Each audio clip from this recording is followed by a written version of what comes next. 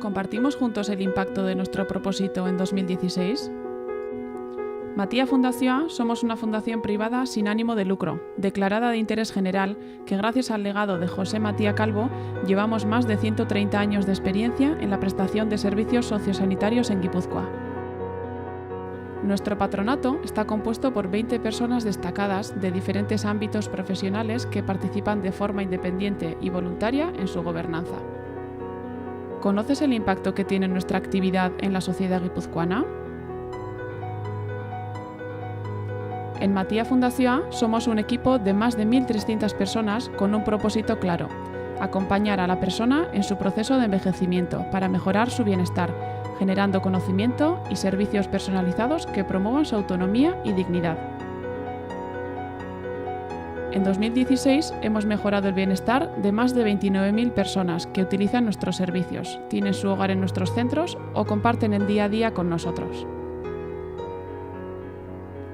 Matia Orienta, nuestro servicio de información y asesoramiento, ayuda a definir un itinerario personalizado para cada persona.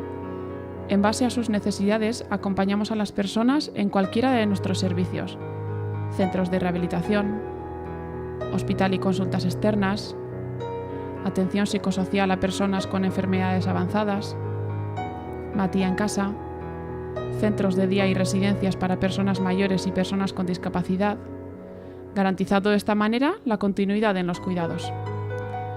Toda esta labor de atención sería imposible sin el papel del voluntariado. En 2016 hemos contado con 2.949 personas voluntarias y 132 entidades colaboradoras que han aportado casi 30.000 horas de forma altruista.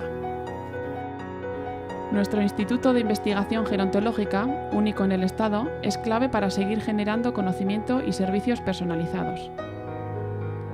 En 2016, todas las personas de nuestros centros de día y residencias se han beneficiado de este conocimiento aplicado, que también nos ha servido para ponerlo en manos de la sociedad a través de publicaciones, ponencias, acciones formativas o proyectos de colaboración. Este es parte de nuestro impacto en 2016, con el que trabajamos para lograr nuestra meta: ser un agente de transformación social que de forma sostenible dé respuesta experta y centrada en las personas, en el ámbito del envejecimiento y la discapacidad. Matia Fundación, avanzamos por un bienestar mayor.